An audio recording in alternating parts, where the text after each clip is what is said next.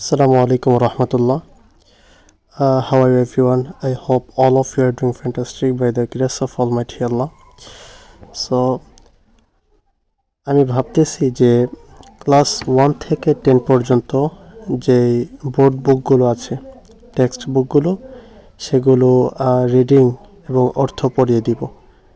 এটা আমাদের স্টুডেন্টদের জন্য খুবই উপকার হবে এবং যারা শিক্ষক আছেন বা ইংলিশ শিখতেছেন বা শেখার ইচ্ছে আছে বাট রিডিং পড়তে পারেন, আপনাদের জন্য অনেক হেল্পফুল হবে আশা করি। তো সেই সুবাদে আমাদের আজকের এই প্রথম ক্লাস শুরু হবে। তো আসুন আমরা স্টার্ট করি। English for today class 1, class 1-এর বুক 2025 সালের। তো এখানে আমাদের ইউনিটগুলো যে কন্টেন্টস চ্যাপ্টারগুলো দেখতে পারবেন, কোন কোন চ্যাপ্টারগুলো এখানে আছে একটু দেখিয়ে দিই আপনাদেরকে শর্টকাট। ফার্স্ট ইউনিট হচ্ছে গ্রিটিংস অ্যান্ড ফেয়ারওয়েলস, অর্থাৎ এখানে আলোচনা করবে দেখা হলে আমরা যে শুভেচ্ছা, হ্যালো, হাই, কেমন আছেন, কি আসবিশ্ব, এই যে কথাগুলো জিজ্ঞাসা করি, এগুলোকে বলা হয় গ্রিটিংস। অ্যান্ড ফেয়ারওয়েলস হচ্ছে বিদায় জানানো, গুড বাই। তো আর এই ধরনের কথা বলি না, এগুলো হচ্ছে ফেয়ারওয়েলস। এখানে এটা নিয়ে আলোচনা করবে। এরপরে দেখুন দ্বিতীয় ইউনিটের মধ্যে আলোচনা করবে অ্যালফাবেট অ্যান্ড নাম্বারস, মানে লেটারগুলো নিয়ে, ইংলিশ যে অক্ষরগুলো আছে এবং নাম্বার নিয়ে। পরে থার্ড ইউনিটে আলোচনা করবে ক্লাসরুম ইনস্ট্রাকশনস, মানে ক্লাসরুমের ভিতরে আমরা কীভাবে ইশারা যে শিক্ষক থাকবে উনি শিখিয়ে দিবে আর কি কীভাবে ওরা করবে। তো এরপরে দেখুন চতুর্থ নাম্বারে আছে কোয়েশ্চেনস অ্যান্ড অ্যান্সার্স, প্রশ্নোত্তর। এবং পঞ্চম নাম্বারে এটা হচ্ছে আমাদের লাস্ট অধ্যায়, এখানে আমরা পড়ব রাইমস অ্যান্ড সাউন্ডস। রাইমস মানে আমরা সবাই জানি কবিতা, ছন্দ এগুলো, এবং সাউন্ডস মানে আওয়াজ, বিভিন্ন পশু পাখি অ্যানিমেলদের সাউন্ডস। তো আসুন আমরা আমাদের ফার্স্ট চ্যাপ্টার শুরু করি, গ্রিটিংস অ্যান্ড ফেয়ারওয়েলস। শুরুতে একটা কথা বলবো, আমি যেটা করেছিলাম আর কি, আপনারা একটা খাতা নেবেন, একটা নোটবুক নেবেন, এখানে শুধু যে ওয়ার্ডগুলো অজানা বা নতুন ওয়ার্ড পাবেন সেগুলো নোট করে ফেলবেন। এবং আমি জানি আমার এই ক্লাসগুলো দুই ধরনের মানুষ দেখবে, এক হচ্ছে স্টুডেন্টরা যারা বেসিক পড়তেছে, আর এক হচ্ছে যারা শিক্ষক অথবা অ্যাডভান্স লেভেলে আছে। তো যারা অ্যাডভান্স লেভেলে আপনারা তো সবগুলো কথাই, যতগুলো ইংলিশ সেন্টেন্সেস থাকবে সবগুলোই আপনারা রিপিট করবেন এবং পড়বেন, লক্ষ্য করবেন। আর যারা স্টুডেন্টস ওরা সামথিং যে পড়াগুলো সেগুলোই পড়বে, আমি সামনে বুঝিয়ে দিব। তো দেখেন আমাদের প্রথম পার্ট কি পড়ব, গ্রিটিংস অ্যান্ড ফেয়ারওয়েলস।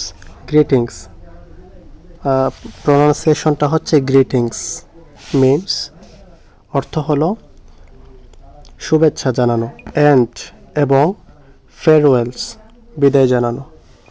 তো আসুন আমাদের প্রথম ক্লাস স্টার্ট করি, লেসন স্টার্ট করি। Good morning. তো যারা স্টুডেন্ট ওরা শুধু এগুলো পড়বেন, গুড মর্নিং, হাই, হ্যালো এগুলো। আর আপনারা যারা অ্যাডভান্স লেভেলে আছেন বা একটু হাইলি শিখতে চাচ্ছেন, আপনারা এই পড়াগুলো পড়ার চেষ্টা করবেন। তো দেখেন আমরা প্রথমে এখানে কি দেখতে পাচ্ছি। প্রথমে আমাদেরকে বলতেছে what do see in the picture, what they. তো এখানে দেখেন হোয়াট, এরপরে ডু, এরপরে ইউ সি মানে হচ্ছে তুমি দেখো, ইউ সাবজেক্ট, এরপরে হচ্ছে ভার্ব। ইউ সি মানে তুমি দেখো, আই সি অর্থ হচ্ছে আমি দেখি। তো ডু ইউ সি তুমি কি দেখো, তো এটাকে আমরা ডু ইউ সি তুমি কি দেখো, এর আগে যদি হোয়াট বসাই, হোয়াট ডু ইউ সি তুমি কি দেখো বা কি দেখছো, ইন দ্য পিকচার পিকচারের মধ্যে বা পিকচারে, what do you see in the picture, তাহলে শব্দ অর্থ কি দাঁড়ালো, তুমি কি দেখছো বা তুমি কি দেখো পিকচারের মধ্যে। হোয়াট দে তারা কারা, হো মানে কে বা কারা, হো মানে কে ও কারা দুইটা হয়। এখন বুঝবেন কিভাবে কখন কে হবে আর কখন কারা হবে। কে মানে 1 বছর, একজনকে বোঝায়, আর কারা মানে বহুবচন প্লুরাল বহুজনকে বোঝায়। তো দেখেন একটু জুম করি। হোর পরে যখন সিঙ্গুলার ওয়ার্ড আসবে যেমন ইজ, তখন বুঝবো একজনকে বোঝাচ্ছে। যদি আমি বলতাম হু ইজ হি বা হু ইজ হি, সে কে, কিন্তু এখানে দেখেন সিঙ্গুলার ওয়ার্ড নয়, এখানে হচ্ছে প্লুরাল ওয়ার্ড বোঝানো হচ্ছে, এখানে দেওয়া আছে। তো আমরা অটোমেটিকলি বুঝে গেলাম এখানে বহুবচন মানে অনেককে একসাথে বোঝাচ্ছে। সেক্ষেত্রে আমরা অর্থ উঠাবো তারা, হু আর দে, তারা কারা, ঠিক আছে, মানে তুমি পিকচারে কি দেখতেছো ওরা কারা এটা বলতেছে। সো এরপরে দেখেন আচ্ছা আমি এখানে নিচ থেকে একটা উত্তরটা অ্যাড করে দিই। এটা যারা স্পোকিং শিখতে চান আপনাদের জন্য হেল্পফুল হবে। এখানে বলতেছে what do you see in the picture, who are they. তো আমরা বলতে পারি উই ক্যান সি, মানে আমরা দেখতেছি, বা আই ক্যান সি, আমি দেখি, আর teacher and five students in this picture, ঠিক আছে, মানে আমরা দেখতেছি আর টিচার, একজন টিচার, অ্যান্ড 5 স্টুডেন্টস, এবং 5 জন ছাত্র, এখানে তো 5 জনই আছে, 5 জন, 5 স্টুডেন্টস ইন দিস পিকচার, মানে এই পিকচারের মধ্যে।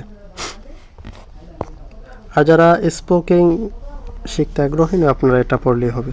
এরপর মাঝে মধ্যে আমি বলতেছি আপনারা শুনবেন, একটু আমার সাথে রিপিট করার চেষ্টা করবেন, আস্তে আস্তে হয়ে যাবে ইনশাল্লাহ। এরপরে দেখেন, এরপর বলতেছে কি listen and repeat in chorus. এখানে একটা বিষয় লক্ষ্য করুন, the first word is listen. প্রথম শব্দটা কি লিসেন, কিন্তু আমরা যদি একটু ভালো করে দেখি এখানে একটা টি দেখা যাচ্ছে, LIS লিস, পরে TEN লিস্টেন, এরকমটা হবে। আমরা অনেকেই মনে করতে পারি যে স্যার এখানে তো একটা টি দেখা যায়, এটা কি হবে, আসলে টিটা এখানে সাইলেন্ট থাকবে, উচ্চারণ হবে না, ঠিক আছে, লিসেনের মধ্যে টিটা উচ্চারণ হয় না। সেক্ষেত্রে আমাদের পড়তে হবে কি লিসেন। লিসেন মানে শোনো, এটা একটা ভার্ব কিন্তু, ঠিক আছে, ভার্ব কি, ভার্ব হচ্ছে কাজ বোঝায়, ক্রিয়া, যেমন ধরেন খাওয়া, পড়া, লেখা, খেলা করা, দেখা, কথা বলা, শোনা, এগুলো কি কাজ না? তো এরকম কাজ বোঝায় যেগুলো, এগুলোকে ইংলিশে বলা হয় ভার্ব। তো যারা পার্টস অফ স্পিচ পড়েছেন আপনাদের জন্য তো খুবই ইজি, ভার্ব, নাউন, প্রোনাউন, পরে verb, adverb, adjective, preposition, conjunction, এগুলো সব ইজি। লিসেন, আরেকটা কথা মনে রাখবেন, যখন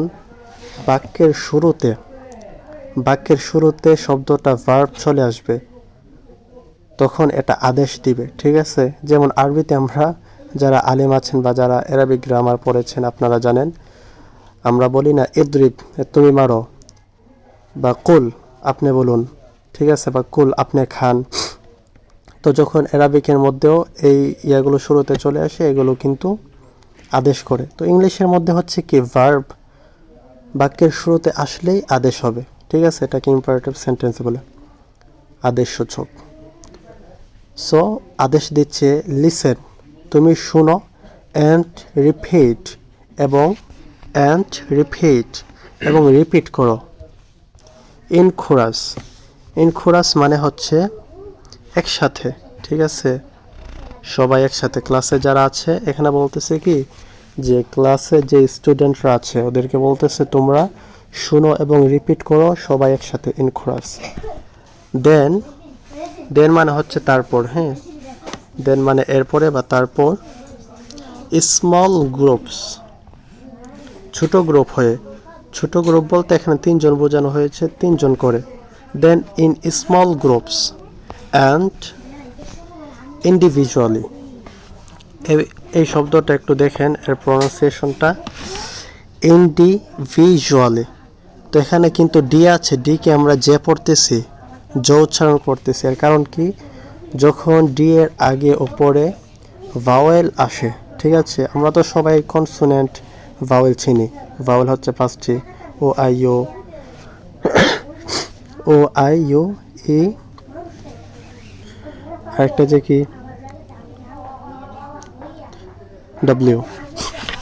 তো এখানে ভাওয়েল যখন আসে তখন আমাদের কি করতে হয়, ডিটাকে জি পড়তে হয়। সো আমরা এখানে ইন্ডিভিজুয়ালি পড়ব না, ঠিক আছে? ইন্ডিভিজুয়ালি মানে হচ্ছে আলাদা আলাদা বা পৃথক হয়ে, ঠিক আছে? তো এখানে বলতেছে কি যে আপনি ছাত্রদেরকে বলবেন যে তোমরা সবাই এগুলোকে আর কি, good morning, how are you, এগুলোকে প্রথমে শুনবে, এরপর রিপিট করবে সবাই একসাথে ক্লাসরুমে যারা আছো। দেন ইন স্মল গ্রুপস, তিনজন বা দুইজন করে আলাদা হয়ে, অ্যান্ড ইন্ডিভিজুয়ালি, সর্বশেষে একজন করে আলাদা আলাদা পৃথক হয়ে। সো যারা স্টুডেন্ট ওদের পড়া কি?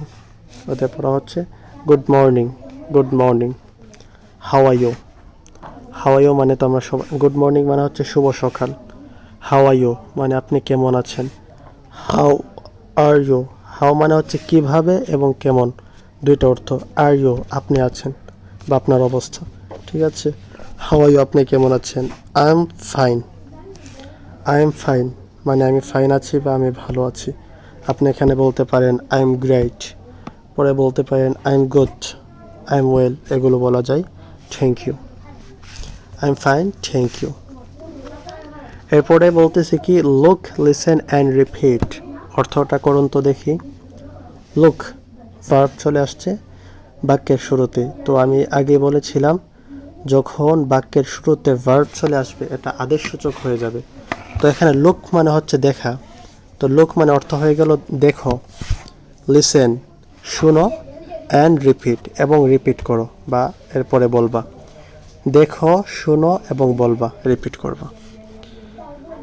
তো আপনারা ছাত্রদেরকে এটা বলবেন যে আমি বলার পর আপনারা রিপিট করবেন, তো ছাত্র রিপিট করবে। তো এখানে ম্যাম বলতেছে দেখেন, পিকচার দিয়ে আমাদেরকে সহজের জন্য বুঝিয়ে দিয়েছে। ম্যাম ছাত্রদেরকে বলতেছে গুড মর্নিং, ছাত্ররা ম্যামকে বলতেছে গুড মর্নিং। ওকে, আমাদের 2 পৃষ্ঠা শেষ, 2 পেজ আর কমপ্লিট। ওকে, 3 নাম্বার পেজটা। এখানেও বলতেছে কি দেখেন, সে ইন পেয়ার্স। সে মানে কি? সে মানে হচ্ছে বলা। তো বাক্যের শুরুতে যেহেতু ভার্ব চলে আসছে অর্থ হবে বলো। ইন পেয়ার্স, পেয়ার মানে হচ্ছে জোড়া বা একসাথে, ঠিক আছে? তো অর্থ হবে কি সে ইন পেয়ার্স, একসাথে বলো বা জোড়ায় বলো। তো আসুন ছাত্রদেরকে আপনি এটা বলবেন যে তোমরা জোড়ায় বলো গুড মর্নিং এগুলোই। পরে নেক্সট পেজ, না এই পেজটার মধ্যে আরও আছে সে ইন পেয়ার্স। এই শব্দটা আমার জন্য নতুন, কিছুদিন আগে আমি শিখেছি মাত্র। তো আপনারও এমন নতুন অনেক ওয়ার্ড পাবেন, সেগুলো নোট করে ফেলবেন এবং গুগল ট্রান্সলেট অথবা চ্যাট জিপিটি অথবা ইংলিশ ডিকশনারি থেকে মিনিংগুলো লিখে নেবেন প্রনাউন্সিয়েশন সহ। এটা খুবই উপকার হবে আপনাদের জন্য, আই হোপ। তো এখানে এগুলো বলে গুড মর্নিং, এরপর বলতেছে যে কন্টিনিউ মানে চালিয়ে যাও বা কন্টিনিউ করো। তো আপনারা ছেলেদেরকে এটা শেখানোর পর ওদেরকে বলবেন যে আপনারা কন্টিনিউ করো, ছাত্ররা কন্টিনিউ করবে। এরপরে দেখেন এরপরের পৃষ্ঠায় লুক, লিসেন অ্যান্ড সে, দেখো, শোনো এবং বলো। লুক দেখো, লিসেন শোনো, অ্যান্ড সে এবং বলো। Good morning students. তো এখানে কিন্তু একটা শব্দ বৃদ্ধি পেয়েছে, অ্যাড করা হয়েছে স্টুডেন্টস। ম্যাম শিক্ষার্থীদেরকে বলতেছে গুড মর্নিং স্টুডেন্টস। তো আমরা এখানে একটা বিষয় লক্ষ্য করি,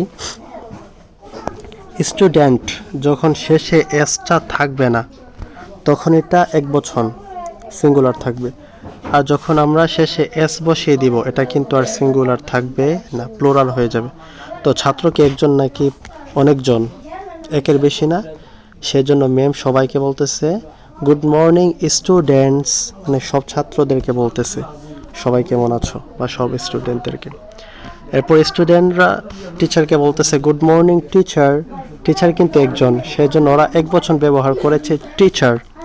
যদি ওরা এখানে এস দিয়ে যোগ করতো যে টিচার্স, তো আমরা বুঝতাম এখানে অনেক টিচারদেরকে একসাথে বলতেছে।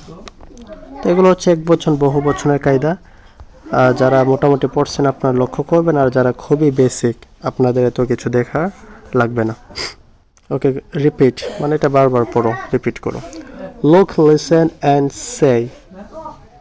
গুড মর্নিং তুলি, একজন করে এখন বলতেছে ম্যাম। গুড মর্নিং তুলি, তুলি বলতেছে কি গুড মর্নিং টিচার। এরপর good morning teacher, good morning Rafi, continue.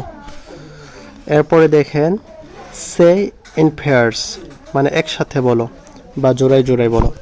Good morning Kaiser, ছাত্ররা করতেছে আর কি বলে অনুশীলনী করতেছে, একজনের সাথে প্র্যাকটিস করতেছে। গুড মর্নিং কাইসার, মেয়েটা ওই ছেলেটাকে বলতেছে, পরে ছেলেটা বলতেছে কি গুড মর্নিং মনিকা। এরপর good morning Mala, good morning Arina. So আমাদের এই পৃষ্ঠ মনে হয় শেষ। 4 pages completed. এরপরে আমাদের কিন্তু গুড মর্নিং এর পাঠ শেষ। খুবই সিম্পল পড়া এগুলো, যারা একটু পরে ছড়া সবাই জানে। এরপরে দেখুন হাউ আর ইউ। তো আজকের ক্লাসটা দেখি কত মিনিট হয়েছে, ও মা 16 মিনিট। তো আমরা আগামী ক্লাসে ইনশাল্লাহ হাউ আর ইউ থেকে প্রথম ইউনিটটা আমরা শেষ করে ফেলবো একদম 10 পৃষ্ঠা পর্যন্ত। তো এখানে শুধু how are you, I am fine, good bye এগুলো আছে। শেষে গিয়ে একটা ছোট কবিতা আছে, এটা অনেক সুন্দর এবং খুবই হেল্পফুল হবে।